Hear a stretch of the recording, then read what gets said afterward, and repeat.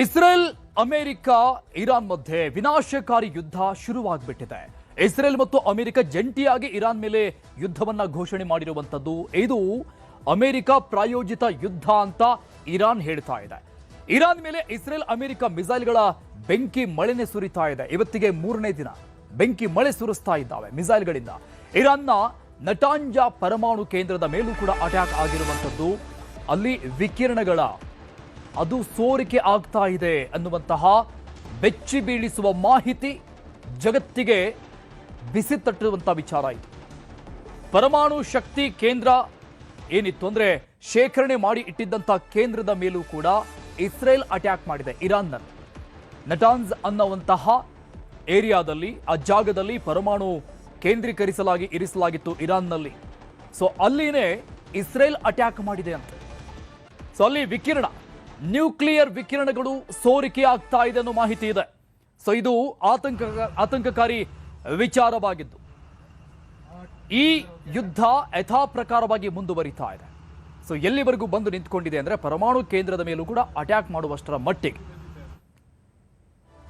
So ಯಾವ ರೀತಿಯಾಗಿ attack ಆಗ್ತಾ ಇದೆ, ಇಸ್ರೇಲ್ ಅಮೆರಿಕದ ಈ ಅಟ್ಯಾಕ್ನಿಂದ, ಯುದ್ಧದಿಂದ, ಬೆಂಕಿ ಮಳೆಯಿಂದ ಇರಾನ್ ಹೇಗೆ ವಿಲ ಒದ್ದಾಡ್ತಾ ಇದೆ ಅನ್ನುವಂತಹ ಕಂಪ್ಲೀಟ್ ಡೀಟೇಲ್ಸ್ ನೋಡ್ತಾ ಹೋಗೋಣ. ಯಾವ ರೀತಿಯಾದಂತಹ ವಿನಾಶ ಅಲ್ಲಿ ಸೃಷ್ಟಿಯಾಗ್ತಾ ಇದೆ ಅಂತ. ಇರಾನ್ ವಿರುದ್ಧ ಮುಗಿಬೀಳ್ತಾ ಇರೋದು ಇಸ್ರೇಲ್ ಮತ್ತು ಅಮೆರಿಕ. ಈ ಅಣುಸ್ಥಾವರವನ್ನ ನೀವು ಮಾಡಬಾರದು, ಅಣುಬಾಂಬನ್ನ ಶೇಖರಣೆ ಮಾಡಿ ಇಟ್ಕೊಳ್ಬಾರದು ಅನ್ನುವಂಥ ವಿಚಾರವಾಗಿ ಶುರುವಾಗಿರುವಂತ ಈ ಒಂದು ಯುದ್ಧದ ಕಾರ್ಮೋಡ, ಅದರ ವಿರುದ್ಧವಾಗಿ ಇಸ್ರೇಲ್ ಅಮೆರಿಕ ಬಾಂಬ್ಗಳ ಸುರಿಮಳೆಗೈತಾ ಇದೆ ಇರಾನ್ ಮೇಲೆ. ಇರಾನ್ನ ಕ್ಷಿಪಣಿ ಅಡಗುತಾಣಗಳ ಸಂಪೂರ್ಣ ಧ್ವಂಸ ಮಾಡಲಾಗಿದೆ ಇವತ್ತು. ಮೊನ್ನೆ ಮತ್ತು ನಿನ್ನೆಗೆ ಹೋಲಿಕೆ ಮಾಡಿದ್ರೆ ಇವತ್ತು ಆ ಯುದ್ಧದ ಪರಿಣಾಮಗಳು ಜಾಸ್ತಿ ಆಗ್ತಾ ಇದೆ, ಯುದ್ಧದ ಪ್ರಭಾವಗಳು ಜಾಸ್ತಿ ಆಗ್ತಾ ಇದೆ. ಇರಾನ್ ಬ್ಯಾಲಿಸ್ಟಿಕ್ ಕ್ಷಿಪಣಿ ಸಾಗಿಸ್ತಾ ಇದ್ದಂತ ಟ್ರಕ್ ಅನ್ನ ಧ್ವಂಸ ಮಾಡಲಾಗಿದೆ. ಅಮೆರಿಕ ಮತ್ತು ಇಸ್ರೇಲ್ಗಳ ಕಡೆಯಿಂದ ಎಲ್ಲಿ ಶೇಖರಣೆ ಮಾಡಿ ಇಡಲಾಗಿತ್ತು ಕ್ಷಿಪಣಿಗಳನ್ನ, ಅದನ್ನ ಹೊಡೆದಾಕಿದ್ದು ಗೋಡೌನ್ ಅಂತ ನಾವು ಹೇಳ್ಬಹುದು ಸಹಜವಾಗಿ. ಆ ಗೋಡೌನ್ ಅನ್ನ ಹೊಡೆದು ಹಾಕಿದ್ದಾರೆ ಮತ್ತು ಟ್ರಕ್ ತೆಗೆದುಕೊಂಡು ಹೋಗ್ತಾ ಇದ್ದಂತಹ ಟ್ರಕ್ ಅನ್ನು ಕೂಡ ಹೊಡೆದು ಹಾಕಿದ್ದಾರೆ.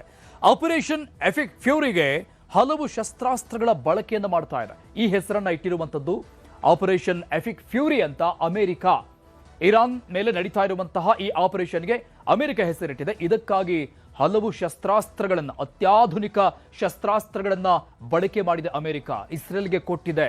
ಜಂಟಿಯಾಗಿ ಇರಾನ್ ಮೇಲೆ ಯುದ್ಧ ಸಾರಿದೆ. B2 ಬಾಂಬರ್ ಸೂಸೈಡ್ ಡ್ರೋನ್ ಬಳಸಿ ಆಪರೇಷನ್ ಮಾಡಲಾಗ್ತಾ ಇದೆ ಅಮೆರಿಕ ಮತ್ತು ಇಸ್ರೇಲ್ ಕಡೆಗಳಿಂದ. ಈ B2 ಅನ್ನುವಂಥದ್ದು ಜಗತ್ತಿನ ಅತ್ಯಂತ ಶಕ್ತಿಶಾಲಿ ಶಸ್ತ್ರಾಸ್ತ್ರವಾಗಿರುವಂಥದ್ದು. ಬಹಳಷ್ಟು ವೇಟ್ ಇರುವಂತಹ, ತೂಕವಾಗಿ ಇರುವಂತಹ ಮಿಸೈಲ್ಗಳನ್ನು ಹೊತ್ತುಕೊಂಡು ಹೋಗಿ ನಿಗದಿತ ಸ್ಥಳದಲ್ಲಿ ಬ್ಲಾಸ್ಟ್ ಮಾಡುವಂತಹ ಶಕ್ತಿ ಇರುವಂತಹ B2 ಅನ್ನ ಬಳಕೆ ಮಾಡಲಾಗಿದೆ. ಇನ್ನೊಂದು ವಿಶೇಷತೆ ಅಂದ್ರೆ ಬಹಳಷ್ಟು ವರ್ಷಗಳ ನಂತರದಲ್ಲಿ ಈ B2 ಅನ್ನ ಸಿದ್ಧಪಡಿಸಿ ಕೇವಲ ಅದರ ಪರೀಕ್ಷೆಗೆ ಮಾತ್ರ ಮಾಡಲಾಗಿತ್ತು, ಅದನ್ನ ಉಪಯೋಗನೇ ಮಾಡಿರಲಿಲ್ವಂತೆ ಇದುವರೆಗೂ ಕೂಡ. ಸೊ ಅದನ್ನ ಇರಾನ್ ಮೇಲೆ ಪ್ರಯೋಗ ಮಾಡಲಾಗಿದೆ ಹಲವಾರು ವರ್ಷಗಳ ನಂತರದಲ್ಲಿ. B2 ಬಾಂಬರ್ಗಳ ಮೂಲಕವಾಗಿ ಕ್ಷಿಪಣಿಗಳ ನೆಲೆಯನ್ನ ಉಡಿಸ್ ಮಾಡಲಾಗಿದೆ. ಅಕ್ಯುರೇಟ್ ಆಗಿ ಬ್ಲಾಸ್ಟ್ ಮಾಡುತ್ತೆ B2 ಮತ್ತು ಬಹಳಷ್ಟು ವೇಟ್ ಆಗಿರುವಂತಹ ಮಿಸೈಲ್ಗಳನ್ನ ತೆಗೆದುಕೊಂಡು ಹೋಗುತ್ತೆ. ಸೊ ಈ ರೀತಿಯಾಗಿ ವೇಟ್ ಆಗಿರುವಂತಹ ಮಿಸೈಲ್ಗಳನ್ನ ಈ B2 ತೆಗೆದುಕೊಂಡು ಹೋಗೋದ್ರಿಂದ ಅಷ್ಟೇ ಪ್ರಮಾಣದ ರಾಸಾಯನಿಕ, ದೊಡ್ಡ ಪ್ರಮಾಣದ ಬ್ಲಾಸ್ಟ್, ದೊಡ್ಡ ಪ್ರಮಾಣದ ವಿಧ್ವಂಸಕಗಳನ್ನ ಸೃಷ್ಟಿಸುವಲ್ಲಿ ಇದು ಸಫಲವಾಗುತ್ತೆ. ಸೊ ಆ ಕಾರಣದಿಂದ B2 ಅನ್ನ ಪ್ರಯೋಗ ಮಾಡಲಾಗಿದೆ. ಟೆಹರಾನ್ನ ಗಾಂಧಿ ಆಸ್ಪತ್ರೆ ಮೇಲೂ ಕೂಡ ಡೆಡ್ಲಿ ಅಟ್ಯಾಕ್ ಮಾಡಲಾಗಿದೆ. ಮೊದಲ ದಿನ ಸ್ಕೂಲ್ ಮೇಲೆ ದಾಳಿ ಮಾಡಲಾಗಿತ್ತು. ಸೊ ಇವತ್ತು ಆಸ್ಪತ್ರೆ ಮೇಲೆ ದಾಳಿ ಮಾಡಲಾಗಿದೆ. ದಾಳಿಯಲ್ಲಿ ಹಲವು ರೋಗಿಗಳು ಮೃತಪಟ್ಟಿರುವಂತಹ ಶಂಕೆ ಇದೆ. ಸಹಜವಾಗಿ ಮಿಸೈಲ್ ದಾಳಿ ಆಗ್ತಾ ಇರೋದು, ಸುಸೈಡ್ ಡ್ರೋನ್ಗಳ ದಾಳಿ ಆಗ್ತಾ ಇರೋದು. ಸೊ ಅದರಿಂದ ಸಹಜವಾಗಿ ಅತಿ ದೊಡ್ಡ ವಿಧ್ವಂಸ ಅಲ್ಲಿ ಸೃಷ್ಟಿಯಾಗಿರುತ್ತೆ. ಇಡೀ ಕಟ್ಟಡವನ್ನೇ ಬೀಳಿಸುವಂತಹ ಶಕ್ತಿಶಾಲಿ ಕ್ಷಿಪಣಿಗಳು ಅಮೆರಿಕದ ಬಳಿ, ಇಸ್ರೇಲ್ ಬಳಿ ಇರುವಂತದ್ದು. ಸೊ ಆಸ್ಪತ್ರೆಯಲ್ಲಿ ಸಹಜವಾಗಿ ಸಾವು ನೋವುಗಳು ಆಗಿರುತ್ತೆ. ಆಸ್ಪತ್ರೆಯಲ್ಲಿದ್ದ ನವಜಾತ ಶಿಶುಗಳ ರಕ್ಷಣೆ ಮಾಡಲಾಗಿದೆ ಅನ್ನುವಂಥ ಮಾಹಿತಿ ಸಿಗ್ತಾ ಇದೆ. ಲೆಬನಾನ್ನ ಬೈರೂತ್ ಮೇಲೂ ಕೂಡ ಇಸ್ರೇಲ್ ಅಟ್ಯಾಕ್ ಮಾಡಿದೆ. ಯಾವ ಏರಿಯಾಗಳನ್ನು ಕೂಡ ಬಿಡ್ತಾ ಇಲ್ಲ, ಮೂಲೆ ಹುಡುಕಿ ಹೊಡಿತಾ ಇದೆ ಇಸ್ರೇಲ್. ಹೆಜ್ಬುಲ್ಲಾ ನಾಯಕ ಮೊಹಮ್ಮದ್ ರಾದ್ ಹತ್ಯೆಯಾಗಿದೆ. ಇದರಲ್ಲಿ ಇವತ್ತಾದಂತಹ ಅಟ್ಯಾಕ್ನಲ್ಲಿ ಪ್ರಮುಖ ನಾಯಕನ ಹತ್ಯೆಯಾಗಿದೆ. ಲೆಬನಾನ್ ಸಂಸತ್ತಿನಲ್ಲಿ ಮೊಹಮ್ಮದ್ ರಾದ್ ಹತ್ಯೆಯಾಗಿರೋದು, ಸಂಸತ್ನಲ್ಲಿ ಹತ್ಯೆಯಾಗಿರೋದು. ಪ್ರಮುಖವಾದಂತಹ ಕಟ್ಟಡಗಳನ್ನ, ಬಿಲ್ಡಿಂಗ್ಸ್ಗಳನ್ನ ಟಾರ್ಗೆಟ್ ಮಾಡಿ ಹೊಡೆಯಲಾಗ್ತಾ ಇದೆ. ಬೈರುತ್ನ ದಕ್ಷಿಣ ಭಾಗವನ್ನ ಗುರಿಯಾಗಿಸಿ ಪ್ರಬಲವಾದಂತಹ ದಾಳಿ ಆಗ್ತಾ ಇದೆ. ಬೈರುತ್ನಲ್ಲಿ ಸೌತ್ ಎಂಡ್ ಅನ್ನ ಟಾರ್ಗೆಟ್ ಮಾಡಿ ಹೊಡೆಯಲಾಗ್ತಾ ಇದೆ ಇಸ್ರೇಲ್ ಕಡೆಯಿಂದ. ಈ ದಾಳಿಯಲ್ಲಿ 31 ಜನರು ಸಾವನ್ನಪ್ಪಿರೋದು, 149 ಮಂದಿಗೆ ಗಾಯ ಆಗಿದೆ ಅನ್ನುವಂತಹ ಮಾಹಿತಿ ಸಿಗ್ತಾ ಇದೆ. ಈ ಸಾವು ನೋವುಗಳ ಸಂಖ್ಯೆ ಏನೀಗ 3 ಡಿಜಿಟ್ನಲ್ಲಿ ನಾವು ನೋಡ್ತಾ ಇದ್ವಿ. ಇದು 4-5 ಡಿಜಿಟ್ ಆದರೂ ಕೂಡ ಯಾವುದೇ ಸಂಶಯವಿಲ್ಲ, ಆಶ್ಚರ್ಯವಿಲ್ಲ ಅನ್ನುವಂಥ ರೀತಿಯಲ್ಲಿ ಯುದ್ಧದ ಭೀಕರತೆ ಜಾಸ್ತಿ ಆಗ್ತಾ ಹೋಗ್ತಾ ಇದೆ. ಸೊ ಇನ್ನು IRGC ಕಚೇರಿ ಉಡಿಸ್ ಮಾಡಲಾಗಿದೆ. ಟೆಹರಾನ್ನಲ್ಲಿದ್ದಂತಹ IRGC ಪ್ರಧಾನ ಕಚೇರಿ ಉಡಿಸ್. IRGC ಅಂದ್ರೆ ಇರಾನ್ನ ವಾಯುಪಡೆ ಇರುವಂತಹ ವಿಂಗ್ ಕಮಾಂಡ್. ಸೊ ಅದನ್ನ ಉಡಿಸ್ ಮಾಡಲಾಗಿದೆ. ಗುಪ್ತಚರ IRGC ಏರ್ಫೋರ್ಸ್ ಕಮಾಂಡ್ ಸೆಂಟರ್ಗಳನ್ನ ಸೊ ಎಲ್ಲಿ ಅವನ ಆಕ್ಟಿವಿಟಿ ಮಾಡಲಾಗ್ತಾ ಇತ್ತು, ಪ್ರಮುಖ ಬಿಲ್ಡಿಂಗ್ಸ್ಗಳನ್ನೇ ಕೂಡ ಒಡೆದು ಹಾಕಲಾಗಿದೆ. ಆಂತರಿಕ ಭದ್ರತಾ ಪ್ರಧಾನ ಕಚೇರಿಗಳಿದ್ದ ಕಟ್ಟಡ ಅದನ್ನು ಕೂಡ ಉಡಿಸ್ ಮಾಡಲಾಗಿದೆ. ಇಸ್ರೇಲ್ ಅಮೆರಿಕ ಕಡೆಯಿಂದ ವಾರ್ನ್ ಮಾಡಲಾಗಿತ್ತು ನಿನ್ನೆ ಈ ಬಗ್ಗೆ. ನೀವೇನಾದ್ರೂ ಈ ಬಗ್ಗೆ ನಿರ್ಧಾರವನ್ನ ತೆಗೆದುಕೊಂಡಿದ್ರೆ, ಇಂಥ ವಿಚಾರ ನಿಮ್ಮ ತಲೆಯಲ್ಲಿದ್ರೆ ವಾಪಸ್ ನಾವು ಪ್ರತಿದಾಳಿ ಮಾಡ್ತೀವಿ ಅನ್ನೋದು ಅದನ್ನ ತೆಗೆದುಹಾಕ್ಬೇಡಿ ಅಂತ ಟ್ರಂಪ್ ಹೇಳಿದ್ರು. ಹಾಗೇನಾದ್ರೂ ಮಾಡಿದ್ರೆ ಯಾವತ್ತೂ ಕಂಡು ಕೇಳರಿಯದಂತಹ ಅಟ್ಯಾಕ್ ನಾವು ಮಾಡಿ ತೋರಿಸ್ತೀವಿ ಅಂತ ವಾರ್ನ್ ಮಾಡಿದ್ರು. ಸೊ ಅದರ ಪ್ರತಿರೂಪ ಅನ್ನುವಂಥ ರೀತಿಯಲ್ಲಿ ಈ ಡೀಟೇಲ್ಸ್ಗಳು ಹೇಳ್ತಾ ಇದೆ. ಇರಾನ್ ಮಿಲಿಟರಿ ಕಾರ್ಯಾಚರಣೆಗೆ ತೀವ್ರ ಸಮಸ್ಯೆಗಳು ಆಗ್ತಾ ಇದೆ. ನೋಡಿ, ರನ್ವೇಗಳನ್ನ ಹೊಡೆದು ಹಾಕಿದ್ದಾರೆ. ಬೇಕಾಗಿರುವಂತಹ ಕ್ಷಿಪಣಿಗಳನ್ನ ಶೇಖರಣೆ ಮಾಡಿಟ್ಟಿದ್ದಂತಹ ಗೋದಾಮುಗಳನ್ನ ಹೊಡೆದು ಹಾಕಿದ್ದಾರೆ. ಸೊ ಹೀಗಾಗಿ ಕಾರ್ಯಾಚರಣೆ ಮಾಡೋಕೆ ಆಗದೆ ಇರುವಂತಹ ಪರಿಸ್ಥಿತಿಗೆ ಇರಾನ್ ಬಂದು ನಿಂತುಕೊಂಡಿದೆ. ಸದ್ಯಕ್ಕೆ ಹಾವಿನ ತಲೆಯನ್ನ ಕಟ್ಟು ಮಾಡಿದ್ದೇವೆ ಅಂತ ಅಮೆರಿಕ ಹೇಳಿರುವಂಥದ್ದು. ಇವತ್ತಿನ ಆಪರೇಷನ್ ನಂತರದಲ್ಲಿ ಅಮೆರಿಕ ಸೆಂಟ್ರಲ್ ಕಮಾಂಡ್ ಕಚೇರಿ ವಿಡಿಯೋ ಪೋಸ್ಟ್ ಅನ್ನ ಮಾಡಿದೆ ಈ ಬಗ್ಗೆ. ಸೊ ನಾವು ಹಾವಿನ ತಲೆಯನ್ನ ಹೊಡೆದು ಹಾಕಿದ್ದೀವಿ ಅಂತ ವಿಷಕಕ್ಕುವ ಹಾವಿಗೆ ಹೋಲಿಕೆ ಮಾಡಿರುವಂಥದ್ದು ಇರಾನ್ನ ಅಮೆರಿಕ. ಸೊ ಆ ಬಗ್ಗೆ ಒಂದು ವಿಡಿಯೋವನ್ನ ಪೋಸ್ಟ್ ಮಾಡಿದೆ ಅಮೆರಿಕ ಕೇಂದ್ರ ಕಚೇರಿ. ನೋಡಿ, ಇದು IRGC ಕಚೇರಿಯನ್ನ ಉಡಿಸ್ ಮಾಡಿರುವಂತಹ ದೃಶ್ಯ. ನೋಡ್ತಾ ಇದ್ರೇನೆ ಭೀಕರವಾಗಿದೆ. ಒಂದೇ ಒಂದು ಮಿಸೈಲ್ ಸಂಪೂರ್ಣವಾಗಿ ಉಡಿಸ್ ಆಗಿ ಹೋಗಿದೆ.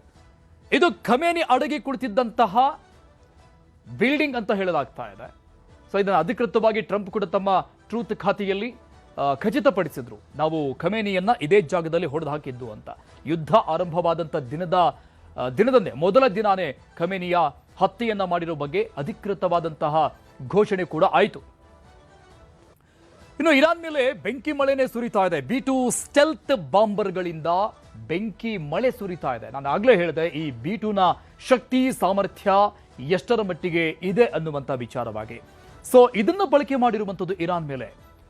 ಇರಾನ್ ಮತ್ತು ಅಮೆರಿಕಾಗೆ ಹೋಲಿಕೆ ಮಾಡಿದ್ರೆ ಅಥವಾ ಇಸ್ರೇಲ್ಗೆ ಹೋಲಿಕೆ ಮಾಡಿದ್ರು ಕೂಡ ಇರಾನ್ ಯಾವುದಕ್ಕೂ ಕೂಡ ಭೂಸೇನೆ ಆಗಿರಬಹುದು, ವಾಯುಸೇನೆ ಆಗಿರಬಹುದು, ನೌಕಾಸೇನೆ ಆಗಿರಬಹುದು, ಯಾವುದಕ್ಕೂ ಕೂಡ ಮ್ಯಾಚೇ ಆಗೋದಿಲ್ಲ.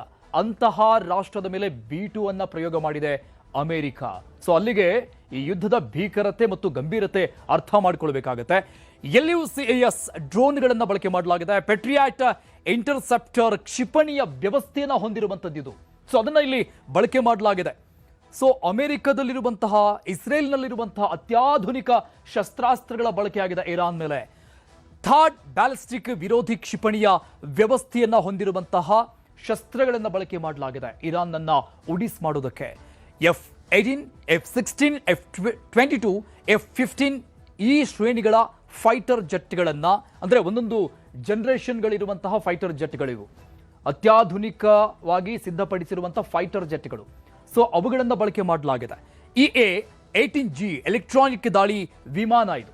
ಸೊ ಆ ವಿಮಾನವನ್ನು ಕೂಡ ಇಲ್ಲಿ ಬಳಕೆ ಮಾಡಲಾಗಿದೆ ಇರಾನ್ ಮೇಲೆ ದಾಳಿ ಮಾಡೋಕೆ. ಇಷ್ಟು ಶಸ್ತ್ರಸಜ್ಜಿತ ಅತ್ಯಾಧುನಿಕ ಶಸ್ತ್ರಾಸ್ತ್ರಗಳ ಬಳಕೆ ಮಾಡುವ ಮೂಲಕವಾಗಿ ಇರಾನ್ ಯಾವ ಮಟ್ಟಿಗೆ ಬಂದು ನಿಂತ್ಕೊಂಡಿದೆ ಅಂದ್ರೆ, ಈ ಎಲ್ಲ ಉಪಕರಣಗಳು ಶಸ್ತ್ರಾಸ್ತ್ರಗಳನ್ನು ಬಳಕೆ ಮಾಡಿ ದಾಳಿ ಮಾಡಿದ ನಂತರದಲ್ಲಿ ಅವರಿಗೆ ಯಾವುದೇ ರೀತಿಯಾದಂತಹ ಕಾರ್ಯಾಚರಣೆಯನ್ನು, ಅಂದ್ರೆ ನಿನ್ನೆವರೆಗೂ ಅಥವಾ ಇವತ್ತಿನ ಮಧ್ಯಾಹ್ನದವರೆಗೂ ಏನು ಹೇಳ್ತಾ ಇತ್ತು ಇರಾನ್, ನಾವು ಪ್ರತಿದಾಳಿಯನ್ನ ಮಾಡ್ತೀವಿ ಅಂತ, ಅದಕ್ಕೆ ಯಾವುದೇ ಆಸ್ಪದವನ್ನ ಕೊಡುವಂತಹ ರೀತಿಯಲ್ಲಿ, ಬೇರೆ ಆಪ್ಷನ್ನೇ ಇಲ್ಲ ಅನ್ನುವಂಥ ರೀತಿಯಲ್ಲಿ ಬಂದು ನಿಂತ್ಕೊಂಡಿದೆ. ಎಲ್ಲೆಲ್ಲಿ ಬಾಂಬ್ ಮಳೆ ಆಗಿದೆ ಅನ್ನುವಂಥ ಡೀಟೇಲ್ಸ್ ನೋಡ್ತಾ ಹೋಗೋಣ. ತಬ್ರೇಜ್, ಕರ್ಮಾನ್ಶಾ, ಇಲಾಮ್, ಟೆಹರಾನ್, ಕ್ವಾಮ್, ಇಸ್ಫಹಾನ್, ಸಿರಾಜ್, ಮಿನಾಬ್ ಮತ್ತು ಮಾಶಿದ್ ಇಲ್ಲೆಲ್ಲ ಬೆಂಕಿ ಮಳೆನೇ ಸುರಿಸಿಬಿಟ್ಟಿದೆ ಇಸ್ರೇಲ್ ಮತ್ತು ಅಮೆರಿಕ.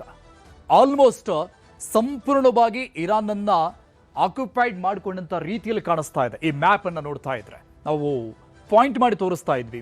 ಮೇನ್ ಸಿಟಿಗಳನ್ನ ಮೇನ್ ಸಿಟಿಗಳಲ್ಲಿಯೇ ಇರುವಂತಹ ಪ್ರಮುಖ ಕಟ್ಟಡಗಳನ್ನು ಧ್ವಂಸ ಮಾಡಿರುವಂಥದ್ದು. ಯುದ್ಧದ ಸಾವು ನೋವು ಹೇಗಿತ್ತು ಅನ್ನುವಂಥ ಡೀಟೇಲ್ಸ್ ಇದು. ಇರಾನ್ನಲ್ಲಿ 550 ಜನ ಇಲ್ಲಿವರೆಗೂ ಸಾವನ್ನಪ್ಪಿದ್ದಾರೆ ಅನ್ನೋ ಮಾಹಿತಿ ಇದೆ. 747 ಮಂದಿ ಬಹಳಷ್ಟು ಗಾಯಗಳಿಂದ ಬಳಲ್ತಾ ಇದ್ದಾರೆ, ಒದ್ದಾಡ್ತಾ ಇದ್ದಾರೆ. ಪರಿಸ್ಥಿತಿ ವಿಕೋಪಕ್ಕೆ ಹೋಗ್ತಾ ಇದೆ. ಈಗ ಇರಾಕ್ನಲ್ಲಿ 2 ಸಾವಾಗಿದೆ ಮತ್ತು 5 ಮಂದಿಗೆ ಗಾಯ ಆಗಿದೆ ಅನ್ನುವಂಥ ಮಾಹಿತಿ ಸಿಗ್ತಾ ಇದೆ. ಅದು ಕುವೈತ್ನಲ್ಲಿ 1 ಸಾವು, 32 ಮಂದಿಗೆ ಗಾಯ. ಸೊ ಇವೆಲ್ಲ ಸುತ್ತಮುತ್ತ ಇರುವಂತಹ ಏರಿಯಾಗಳು. ಬಹ್ರೇನ್ನಲ್ಲಿ 4 ಮಂದಿಗೆ ಗಾಯ ಆಗಿದೆ. ಯಾವುದೇ ಸಾವು ನೋವುಗಳು ವರದಿ ಆಗಿಲ್ಲ. ಬಹ್ರೇನ್ನಲ್ಲಿ ಸ್ವಲ್ಪ ಸುರಕ್ಷಿತವಾದಂಥ ಸ್ಥಳ ಅನ್ನುವಂಥ ರೀತಿಯಲ್ಲಿ ಕಾಣಿಸ್ತಾ ಇದೆ ಅಷ್ಟೇ. ಇನ್ನು UAE 2 ಸಾವು, 58 ಮಂದಿಗೆ ಗಾಯ ಆಗಿರುವಂಥದ್ದು. ಇಲ್ಲೆಲ್ಲ ಅಮೆರಿಕದ ಸೇನಾ ನೆಲೆಗಳು ಇದ್ದಾವೆ. ಸೊ ಆ ಸೇನಾ ನೆಲೆಗಳನ್ನ ಇರಾನೇ ಟಾರ್ಗೆಟ್ ಮಾಡಿ ಹೊಡೆಯುತ್ತಾ ಇರೋದು. ಸೊ ಇಲ್ಲಿ 2 ಸಾವು, 58 ಮಂದಿಗೆ ಗಾಯ ಆಗಿದೆ UAEಯಲ್ಲಿ. ಒಮನ್ ದೇಶದಲ್ಲಿ 5 ಮಂದಿಗೆ ಗಾಯ. ಇಸ್ರೇಲ್ 9 ಸಾವು, 221 ಮಂದಿಗೆ ಗಾಯ. ಅಮೆರಿಕದವರೆಗೂ ಕೂಡ ಹೋಗೋದಕ್ಕೆ ಇರಾನ್ನಿಂದ ಶಕ್ತಿ ಆಗೋದಿಲ್ಲ. ಆ ಶಕ್ತಿ ಇರಾನ್ಗೆ ಇಲ್ಲ. ಸೊ ಇಸ್ರೇಲ್ವರೆಗೂ ಹೋಗಬಹುದು ಅವರ ಮಿಸೈಲ್ಗಳು, ಅವರ ಶಸ್ತ್ರಗಳು ಅಷ್ಟೇನೆ. ಸೊ ಅದನ್ನು ಹೊರತುಪಡಿಸಿ ಅಮೆರಿಕದವರೆಗೂ ಹೋಗಿ ದಾಳಿ ಮಾಡುವಂತ ಶಕ್ತಿ ಇರಾನ್ಗೆ ಇಲ್ಲ ಅನ್ನುವಂಥ ವಿಚಾರ. ಸೊ 9 ಸಾವು ಇಸ್ರೇಲ್ನಲ್ಲಾಗಿದೆ, 221 ಮಂದಿಗೆ ಗಾಯಗಳಾಗಿದೆ.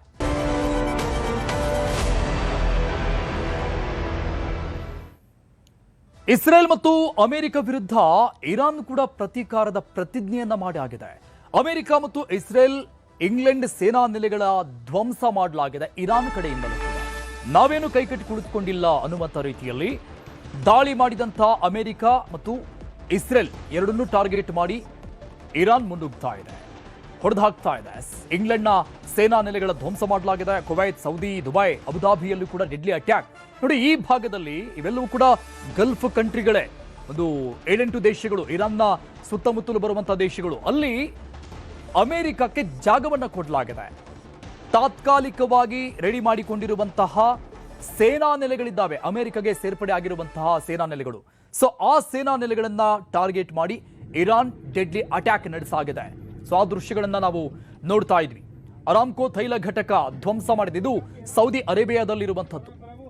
ಸೊ ಈ ರೀತಿಯಾಗಿ ಇರಾನ್ನಿಂದಲೂ ಕೂಡ ಪ್ರತೀಕಾರ ಮುಂದುವರಿತಾ ಇದೆ.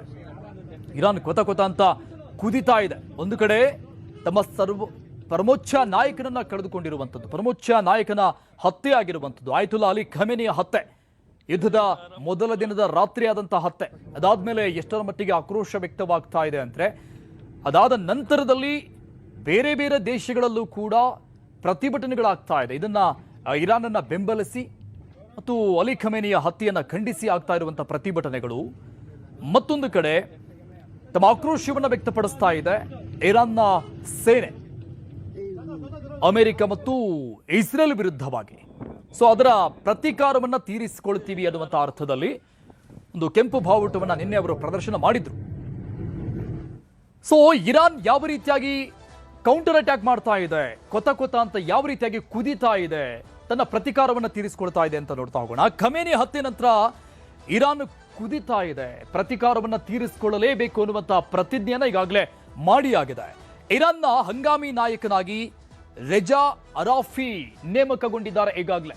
ನಿನ್ನೆ ಖಮೇನಿ ಹತ್ಯೆ ಆಗ್ತಾ ಇದ್ದಂಗೆ ಯಾರು ಮುಂದಿನ ಪರಮೋಚ್ಚ ನಾಯಕ ಅನ್ನುವಂಥ ಪ್ರಶ್ನೆಗೆ ಉತ್ತರ ರೆಜಾ ಅರಾಫಿ. ಇಸ್ರೇಲ್ ಸೇರಿ ಅರಬ್ ರಾಷ್ಟ್ರಗಳ ಮೇಲೆ ಇರಾನ್ ದಾಳಿ ನಡೆಸ್ತಾ ಇದೆ. ಅರಬ್ ರಾಷ್ಟ್ರಗಳ ಮೇಲೆ ಅಂದ್ರೆ ಅಲ್ಲಿರುವಂತಹ ಅಮೆರಿಕದ ಸೇನಾ ನೆಲೆಗಳನ್ನ ಟಾರ್ಗೆಟ್ ಮಾಡಾಗ್ತಾ ಇರುವಂತಹ ದಾಳಿ. ದುಬೈ, ಖತಾರ್, ಬಹ್ರೇನ್, ಸೌದಿ ಮೇಲೆ ಇರಾನ್ ಅಟ್ಯಾಕ್ ಮಾಡಿದೆ. ಸೊ ಇದು ಬೇರೆ ಬೇರೆ ಸ್ವರೂಪಗಳನ್ನು ಕೂಡ ಪಡೆದುಕೊಳ್ತಾ ಇದೆ. ಅಲ್ಲಿ ದುಬೈನಲ್ಲಿ ಆಯಿಲ್ ಟ್ಯಾಂಕ್ ಸೇರಿ ಕಟ್ಟಡಗಳ ಮೇಲೆ ದಾಳಿ ಮಾಡಿದೆ ಇರಾನ್ ಕೂಡ. ಸೊ ಅದರ ರೋಷಾಗ್ನಿ, ಅದರ ಆಕ್ರೋಶ ಇಷ್ಟರ ಮಟ್ಟಿಗೆ ವ್ಯಾಪಕವಾಗಿ ವ್ಯಕ್ತವಾಗ್ತಾ ಇರೋದು. ಇಸ್ರೇಲ್ನ ಟೆಲ್ ಅವೀವ್ ನಗರದ ಹಲವು ಕಡೆಗಳಲ್ಲಿ ಡೆಡ್ಲಿ ಅಟ್ಯಾಕ್ ಆಗಿದೆ ಇರಾನ್ನಿಂದ. ಇಸ್ರೇಲ್ ಮೇನ್ ಟಾರ್ಗೆಟ್ ಆಗಿರೋದು. ಯಾಕಂದ್ರೆ ಇಸ್ರೇಲ್ಗೆ ಸಪೋರ್ಟ್ ಮಾಡ್ತಾ ಇರೋದು ಅಮೆರಿಕದ ಪ್ರಾಯೋಜಿತ ಯುದ್ಧ ಅಂತ ಇರಾನ್ ಹೇಳ್ಕೊಂಡಿದೆ. ಸೊ ಇಸ್ರೇಲ್ ಅನ್ನ ಎಷ್ಟಾಗುತ್ತಷ್ಟು ಹತ್ತಿಕ್ಬೇಕು, ಹೊಡೆದು ಹಾಕಬೇಕು ಅನ್ನುವಂತಹ ರೀತಿಯಲ್ಲಿ ಅಟ್ಯಾಕ್ ಮಾಡ್ತಾ ಇದೆ ಇರಾನ್. ಕುವೈತ್ನ ಅಮೆರಿಕ ಸೇನಾ ನೆಲೆಗಳ ಮೇಲೆ ಡೆಡ್ಲಿ ದಾಳಿಯಾಗಿದೆ. ಬಹುತೇಕ ಕಡೆಗಳಲ್ಲಿ ಈ ಗಲ್ಫ್ ರಾಷ್ಟ್ರಗಳಲ್ಲಿರುವಂತಹ ಸೇನಾ ನೆಲೆಗಳನ್ನೇ ಟಾರ್ಗೆಟ್ ಮಾಡಿ ನಡೆಸ್ತಾ ಇರುವಂತಹ ದಾಳಿ ಇದು. ಜೆರುಸಲೆಂ, ಅಬುಧಾಬಿ, ಮನಾಮಾ, ದುಬೈ ಮೇಲೆ ದಾಳಿಯಾಗಿದೆ. ಇರಾನ್ ಕಡೆಯಿಂದ ಆಗಿರುವಂತಹ ದಾಳಿ ಇದು. ಎಲ್ಲೆಲ್ಲಿ ಅದು ಪ್ರತಿಕಾರವನ್ನು ತೀರಿಸಿಕೊಳ್ತಾ ಇದೆ ಅಂತ. ದೋಹಾದಲ್ಲೂ ಪ್ರಬಲ ಮಿಸೈಲ್ಗಳಿಂದ ಅಟ್ಯಾಕ್ ಮಾಡಲಾಗಿದೆ. ಇಲ್ಲೆಲ್ಲ ಸೇನಾ ನೆಲೆಗಳನ್ನು ಸ್ಥಾಪನೆ ಮಾಡಿಕೊಂಡಿದೆ ಅಮೆರಿಕ. ಆದರೆ ಆ ದೇಶಗಳ ವಿರುದ್ಧ ಹೋರಾಟ ಅಲ್ಲ, ಅಲ್ಲಿರುವಂತಹ ಅಮೆರಿಕದ ಸೇನಾ ನೆಲೆಗಳ ಧ್ವಂಸ ಮಾಡೋದು ಅವರ ಪ್ರತಿಜ್ಞೆ ಆಗಿದೆ, ಅವರ ಟಾರ್ಗೆಟ್ ಆಗಿರೋದು. ಕುವೈತ್ನಲ್ಲಿರುವ ಅಮೆರಿಕ ರಾಯಭಾರ ಕಚೇರಿಯ ಮೇಲೆ ದಾಳಿ ಮಾಡಲಾಗಿದೆ, ಹೊಡೆದಾಕಲಾಗಿದೆ, ಆಲ್ರೆಡಿ ಧ್ವಂಸ ಮಾಡಿಬಿಡಲಾಗಿದೆ. ಶಹೀದ್ 136 ಡ್ರೋನ್ ಮೂಲಕವಾಗಿ ದಾಳಿ ಮಾಡಿರುವಂತಹ ಶಂಕೆ ಇದೆ. ಸೊ ಅಲ್ಲಿರುವಂತಹ ಪ್ರಬಲ ಡ್ರೋನ್ ಶಸ್ತ್ರಾಸ್ತ್ರ ಅದನ್ನ ಬಳಕೆ ಮಾಡಿ ಅಲ್ಲಿರುವಂತಹ ಅಮೆರಿಕದ ರಾಯಭಾರ ಕಚೇರಿಯನ್ನ ಧ್ವಂಸ ಮಾಡಿದೆ ಅನ್ನೋ ಮಾಹಿತಿ ಸಿಗ್ತಾ ಇದೆ. ಸೊ ಅರಾಮ್ಕೋ ತೈಲ ಘಟಕ ಧ್ವಂಸವನ್ನ ಮಾಡಿರುವುದು. ಸೌದಿ ಅರೇಬಿಯಾದ ಹಲವೆಡೆ ಇರಾನ್ ಅಟ್ಯಾಕ್ ನಡೆಸಿದೆ. ಸೌದಿ ಅರೇಬಿಯಾ ಅರಾಮ್ಕೋ ತೈಲ ಸಂಸ್ಕರಣದ ಮೇಲೆ ಡ್ರೋನ್ ದಾಳಿಯಾಗಿದೆ. ಪ್ರಮುಖವಾದಂತಹ ತೈಲ ಸಂಸ್ಕರಣಾ ಕೇಂದ್ರ ಇದು, ವಿಶ್ವದ ಅತಿದೊಡ್ಡ ತೈಲ ಸಂಸ್ಕರಣವಾಗಿದ್ದೆ ಈ ಒಂದು ಅರಾಮ್ಕೋದಲ್ಲಿರುವಂತಹ ತೈಲ ಸಂಸ್ಕರಣಾ ಘಟಕ, ಅದರ ಮೇಲೆ ದಾಳಿ ಮಾಡಿದೆ ಡ್ರೋನ್ ದಾಳಿಯನ್ನ. ಈ ಘಟಕದ ಹಲವು ಭಾಗಗಳಿಗೆ ದಾಳಿಯಿಂದ ಡ್ಯಾಮೇಜ್ ಆಗಿದೆ.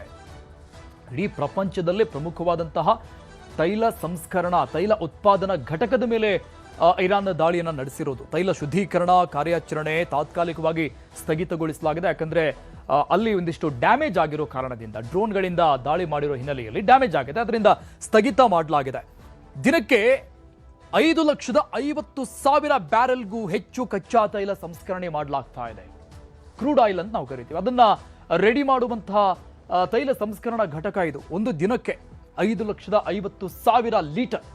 ವಿಶ್ವದ ನಿತ್ಯದ 20% ತೈಲ ಇಲ್ಲಿಂದಲೇ ಪೂರೈಕೆ ಆಗುತ್ತೆ. ಇಡೀ ಪ್ರಪಂಚಕ್ಕೆ 20% ತೈಲ, ಪೆಟ್ರೋಲ್, ಡೀಸೆಲ್, ಕ್ರೂಡ್ ಆಯಿಲ್ ಎಲ್ಲವೂ ಕೂಡ ಇಲ್ಲಿಂದ ಸಪ್ಲೈ ಆಗೋದು. ಅದನ್ನೇ ಟಾರ್ಗೆಟ್ ಮಾಡಿರೋದು. ಇದು ಇಡೀ ಜಗತ್ತಿನ ಮೇಲೆ ಪ್ರಭಾವ ಬೀರಿದ್ರೂ ಕೂಡ ಆಶ್ಚರ್ಯ ಇಲ್ಲ ಅನ್ನುವಷ್ಟರ ಮಟ್ಟಿಗೆ ಆಗಿದೆ.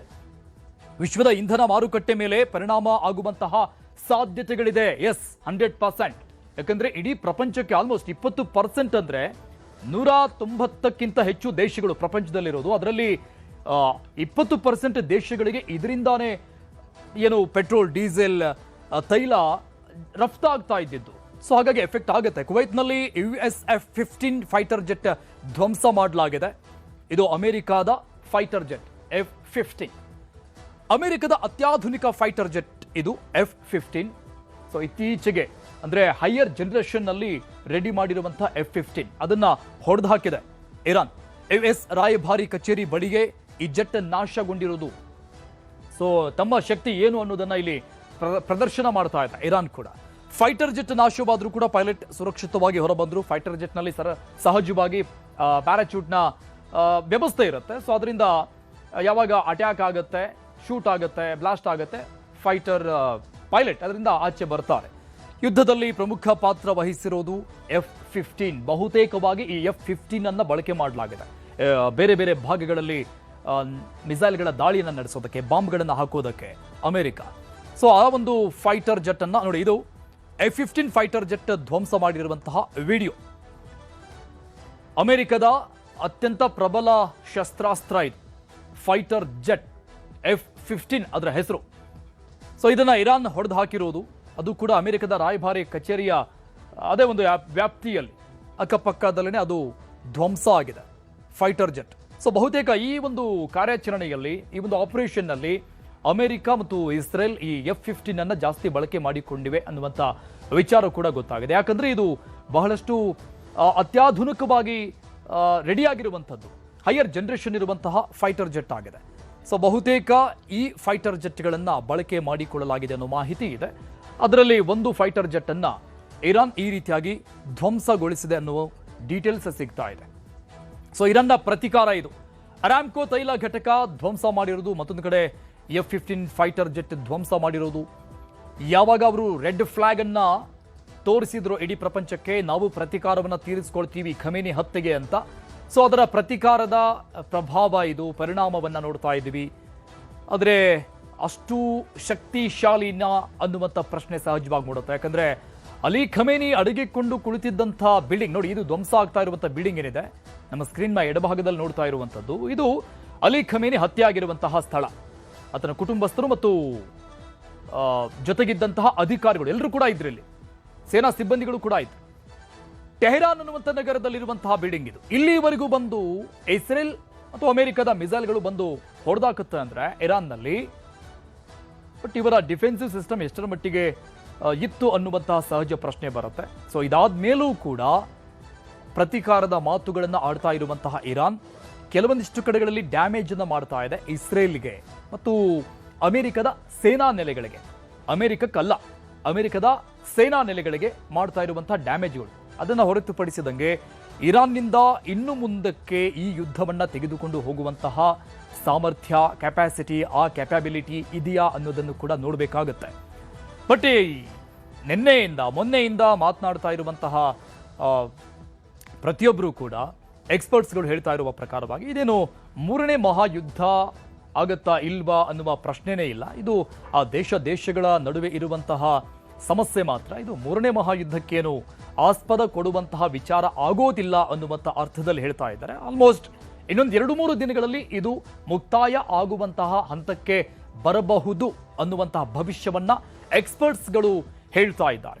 ಸೊ ಅವರವರ ಅನುಭವದ ಮೇರೆಗೆ. ಬಟ್ ಒಂದಿಷ್ಟು ಸಾವು ನೋವುಗಳು, ಆಸ್ತಿಪಾಸ್ತಿ ನಷ್ಟ, ಇದೆಲ್ಲವೂ ಕೂಡ ಸಹಜವಾಗಿ ಆಗತ್ತೆ. ಯುದ್ಧ ಅಂದ್ರೇನೆ ಅದರ ರಿಸಲ್ಟ್ ಒಂದು ಸಾವು ನೋವು ಮತ್ತೆ ಸೋಲು ಮಾತ್ರ. ಮತ್ತೊಂದು ಗೆಲುವಿರುತ್ತೆ, ಆದರೆ ಗೆಲುವಲ್ಲೂ ಕೂಡ ಒಂದು ಸೋಲಿರುತ್ತೆ. ನಷ್ಟ ಅನ್ನುವಂಥದ್ದು, ಸಾವು ನೋವು ಅನ್ನುವಂಥದ್ದು. ಇರಾನ್ನ ಟೆಹರಾನ್ ಪ್ರಮುಖವಾದಂಥ ನಗರ, ಅಲ್ಲಿ ಬಾಂಬರ್ ಯಾವ ರೀತಿಯಾಗಿ ಸ್ಫೋಟ ಆಗಿದೆ ಅಂತ ನೋಡ್ತಾ ಇದ್ದೀವಿ. ಸೊ ಬಹುತೇಕ ನಾವು ಮ್ಯಾಪ್ ಅಲ್ಲಿ ನೋಡ್ದಂಗೆ ಆಗ್ಲೇ ಇರಾನ್ನ ಪ್ರಮುಖವಾದಂತಹ ನಗರಗಳ ಮೇಲೆ ಟಾರ್ಗೆಟ್ ಮಾಡಿ ಇಸ್ರೇಲ್ ಮತ್ತು ಅಮೆರಿಕ ಜಂಟಿ ದಾಳಿಯನ್ನು ನಡೆಸಿರೋದು. ಯಾವ ಏರಿಯಾವನ್ನು ಕೂಡ ಬಿಟ್ಟಿಲ್ಲ. ಈಸ್ಟ್ ವೆಸ್ಟ್ ಯಾವ ಏರಿಯಾವನ್ನು ಕೂಡ ಬಿಡ್ಲಾರ್ದಂಗೆ, ಯಾವ ದಿಕ್ಕನ್ನು ಕೂಡ ಬಿಡ್ಲಾರ್ದಂಗೆ ಅಟ್ಯಾಕ್ ಮಾಡಿದೆ. ಇರಾನ್ ದೇಶದ ಒಳಗಡೆ ನುಗ್ಗಿ ಹೊಡೆದಿರುವಂಥದ್ದು. ನಿನ್ನೆಯಿಂದಾನೇ ಅಮೆರಿಕ ಅಧ್ಯಕ್ಷ ಟ್ರಂಪ್ ಈ ಬಗ್ಗೆ ಎಚ್ಚರಿಕೆಯನ್ನು ಕೊಡ್ತಾನೆ ಇದ್ರು ಇರಾನ್ಗೆ. ನೀವೇನಾದರೂ ಮತ್ತೆ ಖಮೇನಿ ಹತ್ಯೆ ನಂತರದಲ್ಲಿದು ಹತ್ಯೆ ಆಯಿತು ಅಂತ ಇದರ ಪ್ರತೀಕಾರಕ್ಕಾಗಿ ಮತ್ತೆ ಕೌಂಟರ್ ಅಟ್ಯಾಕ್ ಅನ್ನ ಮಾಡ್ತೀವಿ ಅನ್ನುವಂತಹ ವಿಚಾರ ನಿಮ್ಮ ತಲೆಯಲ್ಲಿದ್ದರೆ ಅದನ್ನು ಬಿಟ್ಟು ಬಿಡಿ. ಇಲ್ಲ ಅಂದ್ರೆ ಇದಕ್ಕೆ ಸರಿಯಾದ ಉತ್ತರವನ್ನ ನಾವು ಕೊಡ್ತೀವಿ. ಹಿಂದೆಂದೂ ಕೇಳರಿಯದಂತಹ ರೀತಿಯಲ್ಲಿ ಅಟ್ಯಾಕ್ ಮಾಡ್ತೀವಿ, ಧ್ವಂಸ ಮಾಡ್ತೀವಿ ಅನ್ನುವಂತಹ ಎಚ್ಚರಿಕೆಯನ್ನು ಕೊಡಲಾಗಿತ್ತು. ಅದರ ಪರಿಣಾಮನೇ ಈ B2 ಅನ್ನ ಈ ಒಂದು ಆಪರೇಷನ್ನಲ್ಲಿ ಯೂಸ್ ಮಾಡಿರೋದು ಅಂತ ಕಾಣಿಸುತ್ತೆ, ಉಪಯೋಗಿಸಿದ್ದು ಅಂತ ಕಾಣಿಸ್ತಾ ಇದೆ. ಅಮೆರಿಕ ಅಧ್ಯಕ್ಷ ಟ್ರಂಪ್ ಹೇಳಿದಂಗೆ ಇದರ ಜೊತೆಗೆ ಬಹಳಷ್ಟು ಅತ್ಯಾಧುನಿಕ ಶಸ್ತ್ರಾಸ್ತ್ರಗಳ ಬಳಕೆ ಮಾಡಿದೆ ಅಮೆರಿಕ. ಬಳಕೆ ಮಾಡಿದೆ ಅಂದ್ರೆ ಇಸ್ರೇಲ್ಗೆ ಕೊಟ್ಟಿರುವಂಥದ್ದು ತನ್ನ ಸೇನಾ ಶಕ್ತಿಯನ್ನ, ಪ್ರಮುಖವಾಗಿ ವಾಯು ಶಕ್ತಿಯನ್ನ. ಇರಾನ್ ಮತ್ತು ವರ್ಸಸ್ ಇಸ್ರೇಲ್ ಅಂತ ನೋಡಿದ್ರೆ ಇಸ್ರೇಲ್ಗೂ ಕೂಡ ಕಂಪೇರ್ ಆಗ್ತಾ ಇಲ್ಲ ಇರಾನ್. ಈ ಯುದ್ಧದ ಸಾಮರ್ಥ್ಯದ ಹೋಲಿಕೆಯನ್ನ ಮಾಡ್ತಾ ಹೋದ್ರೆ ಇನ್ನು ಅಮೆರಿಕ ಬಿಡಿ ಬಹಳಷ್ಟು ದೂರ ಹೋಯಿತು. ಪ್ರಪಂಚದಲ್ಲಿನೇ ಸೂಪರ್ ಪವರ್ ದೇಶ ಅಮೆರಿಕ.